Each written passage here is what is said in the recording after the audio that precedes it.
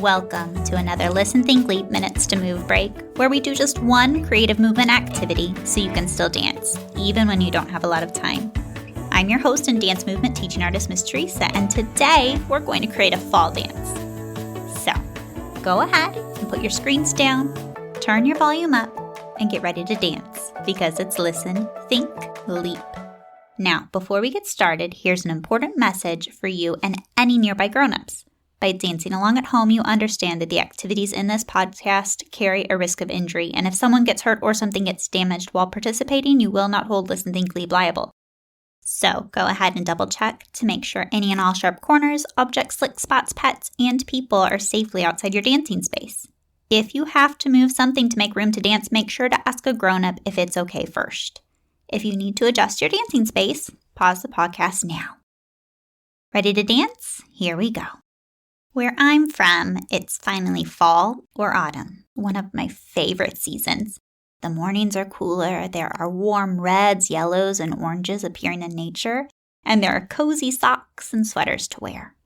Today, to celebrate the new season, we are going to make a fall dance. I'm going to give you several fall words, and for each one of those words, we're going to make up a movement or a pose for them, and then put them in a sequence to make a dance. Don't worry what your movement looks like exactly. It'll probably look different from mine, but that's good because you are a different person and have your own creative ideas. You might find that some of these words are easier than others to create a movement for. Don't get stuck, just create. Are you ready? Here we go.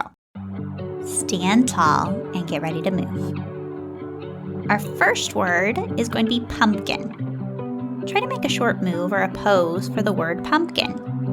Think, is your pumpkin big, or small, or short, or super plump? Is it perfectly round, or maybe a little lopsided and bumpy on the sides?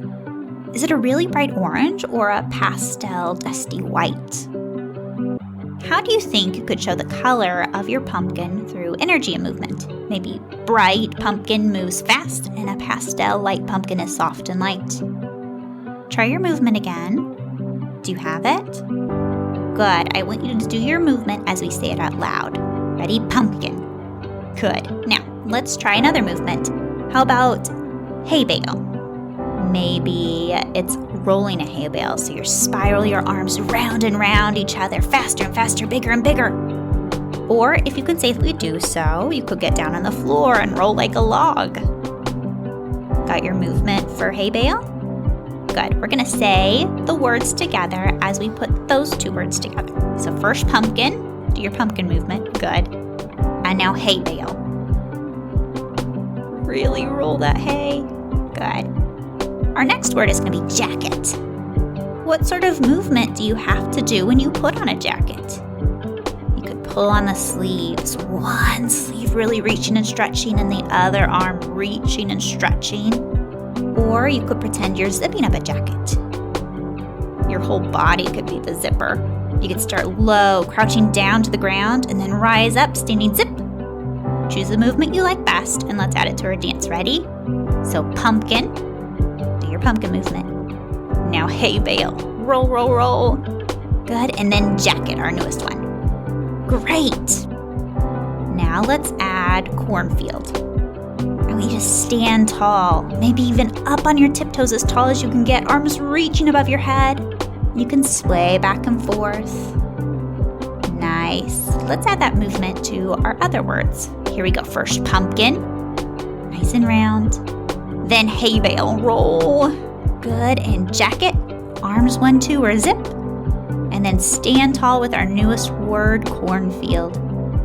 Nice. Now last of all is jumping in a pile of leaves. First, I want you to pick a leaf shape. It could be big and broad and zigzagged, or small and tear-shaped.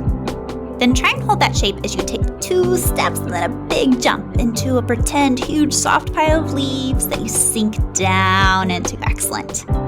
Let's add that movement to the end of our dance. Here we go. Ready? We have our big round pumpkin.